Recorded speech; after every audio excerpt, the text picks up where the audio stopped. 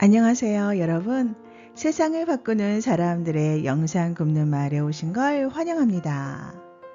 오늘의 이야기는요, 무조건 도움을 주는 것만이 능사가 아니다입니다.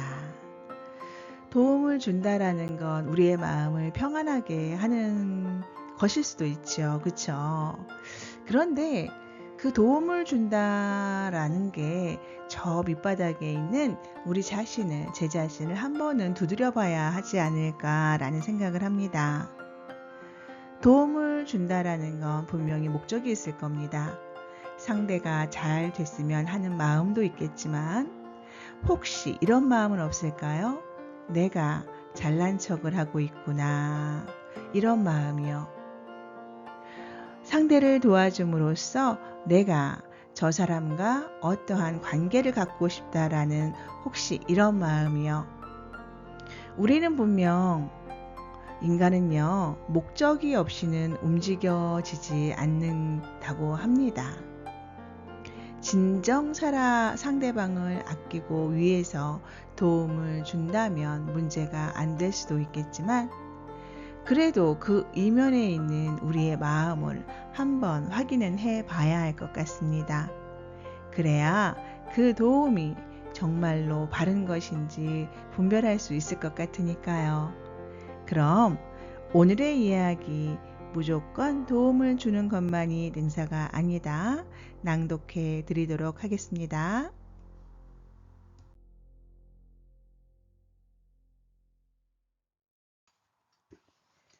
무조건 도움을 주는 것만이 능사가 아니다. 착한 것은 그저 착한 것일 뿐, 그것이 바른 길은 아니다. 착한 것과 바른 것을 바르게 보고 판단하는 지혜를 가진 사람이 되어야 한다. 불경에서는 보시하면서 도와주었다는 마음을 내지 말라는 뜻으로 무주상 보시를 강조하고 있다. 그러나 오늘날의 물질 문명 사회에서 보면 이 말은 많은 어폐가 있다.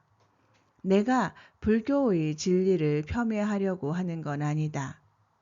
이것은 무려 2600여 년 전 우리가 체계적으로 지성과 지식을 갖추지 못했을 때 나온 불교적 논리에 지나지 않는다.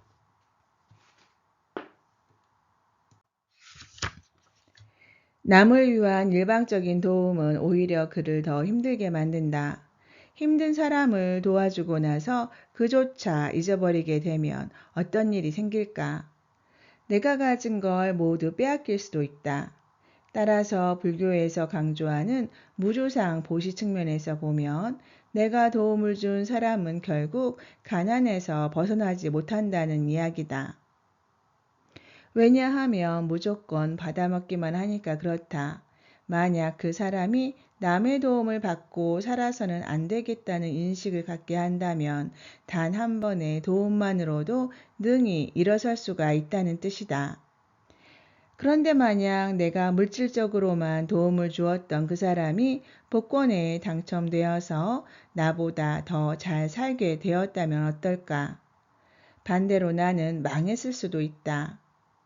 그러므로 내가 정신적이 아닌 물질적으로만 도움을 주었던 사람은 나중에 내가 힘들어서 찾아가도 결코 도움을 주지 않는다. 내가 옛날에 많은 도움을 주었는데 왜 당신은 나를 돕지 않는 거요? 당신은 은혜를 모르는 나쁜 사람이야. 그렇게 살지 마. 급기야 싸움이 벌어질지도 모른다. 그런 점에서 냉정하게 현실을 판단해야 한다. 과연 누구의 잘못일까? 지혜가 없어서 사람을 잘못 판단하고 도운 자신의 대가인 것이다. 남에게 도움을 주었다는 건 현재의 일이 아니라 과거의 일이므로 그걸로 판단해서는 안 된다. 그것은 이미 과거의 일에 지나지 않는다. 이것이 현대 사회가 가진 종교의 무지이다. 종교라는 것도 현실에 맞게 진화해야 한다. 남의 것을 빼앗은 사람은 빼앗은 만큼 가지지만 빼앗긴 사람은 그만큼 잃는 것이 현대 물질 문명 사회이다. 그렇다면 빼앗기고 빼앗는 시대에 사는 우리는 과연 어떤 잣대를 가지고 살아야 할까? 정답은 선함을 잃지 않고 자신에게 주어진 본분에 최선을 다하면서 사는 것이다. 요즘 사람들은 사주를 많이 본다. 사주는 몇백 년 전에 쓰던 것들을 가지고 용어를 끼워 맞춰서 내려온 일종의 관상학이다. 그런데 이것을 과학과 물질 문명이 발달한 시대에 살고 있는 현대인들에게 적용한다는 건 엄청난 모순점이 있다.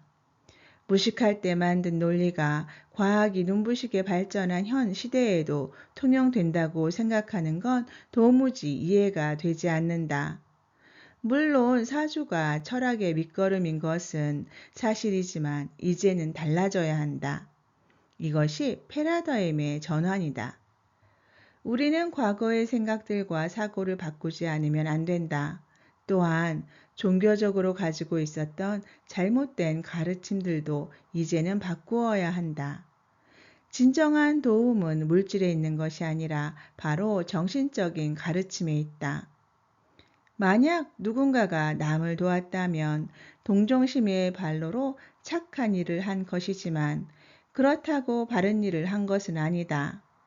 배고픈 이가 있으면 당연히 그를 도와 굶주림에서 벗어나게 하는 것은 선한 일이지만 굶주림 속에서 스스로 일어날 수 있도록 깨닫게 하는 것이 바른 가르침인 것이다.